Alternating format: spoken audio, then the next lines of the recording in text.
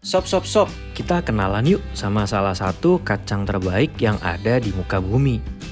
Yang memiliki nilai ekonomi yang tinggi dan hampir di setiap negara ada yang menanamnya. Kacang ini adalah kacang kedelai, yang dalam bahasa Jepang disebut edamame, dan dalam bahasa Inggris disebut soybean. Tahukah sobat, kalau kacang kedelai ada banyak jenisnya? Namun secara umum dibagi menjadi dua jenis, yaitu kacang kedelai coklat dan kacang kedelai hitam. Nah, edamame sebenarnya adalah kacang kedelai coklat yang dipanen ketika masih muda dan hijau, yang kemudian direbus dan dijadikan camilan yang populer di Jepang. Kacang kedelai adalah sumber nutrisi lengkap yang mengandung protein, vitamin, mineral, dan serat. Kacang kedelai sangat digemari terutama oleh teman-teman kita yang vegan dan vegetarian, karena kandungan proteinnya yang cukup tinggi dan dapat menjadi pengganti protein hewani. Kacang kedelai digunakan untuk membuat berbagai produk makanan seperti tepung kedelai, susu kedelai, tahu, tempe, dan minyak kedelai. Dalam peternakan, ampas kacang kedelai dapat dijadikan pakan hewan ternak. Dan dalam pertanian, kacang kedelai merupakan tanaman legum yang dapat memperkaya tanah dengan nitrogen, sehingga bagus untuk rotasi tanaman serta membantu dalam pengurangan penggunaan pupuk kimia dan pestisida. Saat ini, Brazil telah menyusul Amerika sebagai negara nomor 1 penghasil kacang kedelai, dan Jepang sebagai produsen sekaligus konsumen terbanyak edamame. Saat ini, harga edamame di Indonesia dibanderol sekitar 30 hingga 50 ribu per kilonya. Begitu pula dengan kacang kedelai yang dibanderol 30 hingga 50 ribu per kilonya. Kacang kedelai membutuhkan waktu 3-4 bulan dari biji hingga panen.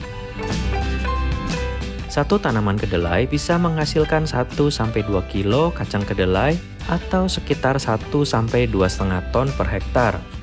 Yang berarti sekitar 75 juta per hektar bisa diraup petani kacang kedelai dalam sekali panen.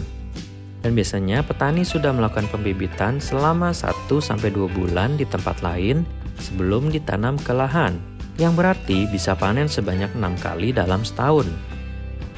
Maka petani kedelai dapat meraup 900 juta rupiah per hektar dalam setahun.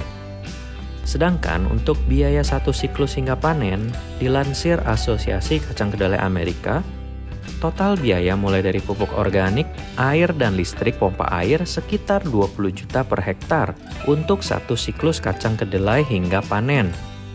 Tentunya biaya berbeda-beda di setiap daerah, kondisi lahan, dan bagaimana cara kita mengelolanya. Serta biaya tersebut di luar biaya pembelian, pengoperasian, dan pemeliharaan mesin dan peralatan berteknologi canggih ya sobat. Gimana? Sobat berminat mulai menanam salah satu komoditas yang bernilai tinggi ini? Kacang kedelai sudah menjadi bisnis besar terutama di Amerika, Brazil, dan Jepang. Nah, di episode kali ini kita lihat yuk sekilas perkebunan modern kacang kedelai di Amerika, Brazil, dan Jepang. Siapa tahu menambah ide bisnis dan cara mendapatkan uang dari proses pengolahan perkebunan kacang kedelai.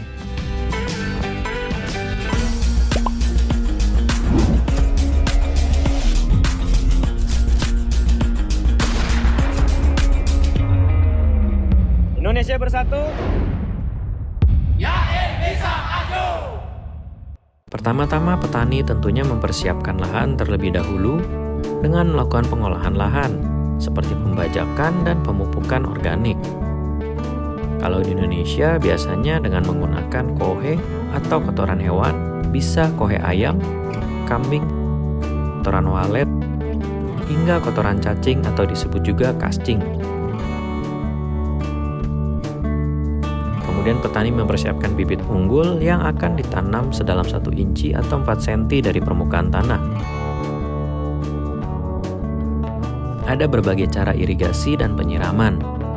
Namun hingga saat ini, teknologi drip memang masih merupakan teknologi yang paling efektif dan efisien dalam segala aspek, mulai dari hemat air, energi, dan waktu.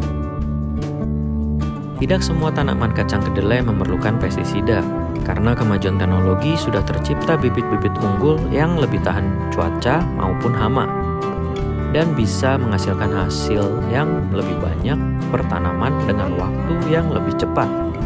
Salah satunya yang terkenal adalah varietas Roundup Ready dari Monsanto, yaitu perusahaan bibit terbesar di dunia yang kini merupakan grup dari Bayer. Kemudian untuk iklim di Brasil, ada varietas unggul lainnya seperti BRS 1001 iPro, Valiosa RR2 Pro, dan untuk iklim di Jepang ada varietas Fukuyutaka dan Tanbaguro.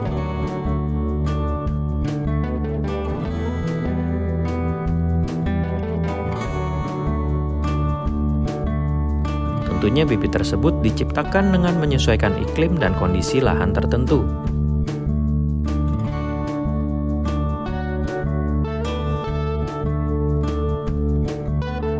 Nah, kalau di Indonesia sendiri ada varietas Anjas Moro dan Argo Mulyo.